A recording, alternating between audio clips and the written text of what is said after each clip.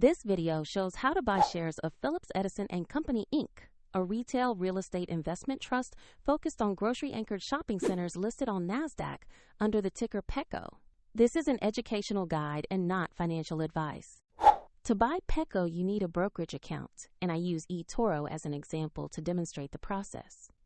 After signing up, you must verify your account with an identity document and add funds before you can place an order. Use the platform search box and type the ticker PECO to find the listing. Make sure you select Phillips Edison Company Inc. from the results.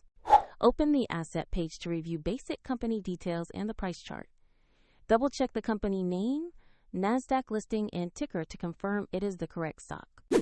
Click Invest or Buy, enter the amount you wish to allocate, then carefully review the order and confirm.